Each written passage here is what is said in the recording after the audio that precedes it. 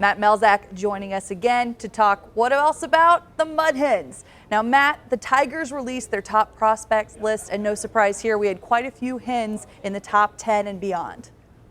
Yeah, really, Claire, when you look, I mean, now some of the better you're talking about the pitcher-wise are still in Double-A Erie. Now, that could change here in the next couple of days, depending on what the Tigers do with the trade deadline and those things and how that kind of manipulates what they have going on. But yes, you're still looking at guys like Willie Castro and Daz Cameron still on that top 10 for the Detroit Tigers.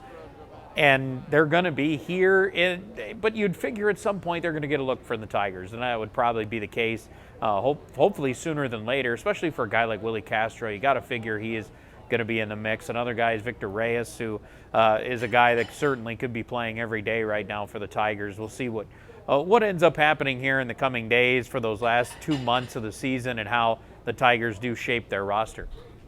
And we talked a few weeks ago, for the minor leagues, the All-Star break isn't necessarily the middle of the season like it is for Major League. So we only have about a month left of ball to play here in Toledo. You are correct, Claire. I mean, actually, we're down to basically 5 weeks. So a little bit over a month is all that's left in this regular season for the Mud Hens. So, yeah, the time winding down very quickly.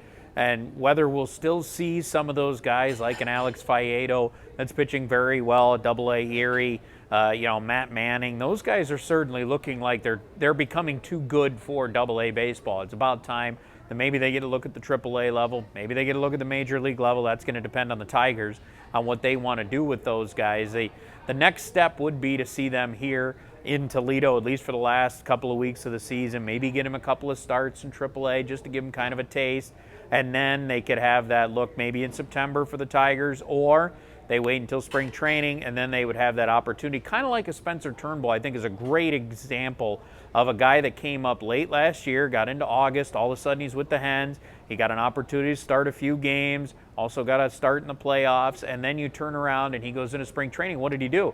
Pitched so well that he made their roster and has had a really good year for the Tigers. So that it kind of sometimes that taste can be a real good thing for some of these guys, that especially when you're talking about those top prospects that are down in Erie right now. All right, well, thank you so much, Matt. We'll see you again tomorrow night out at the Hens game. Thanks again for joining us.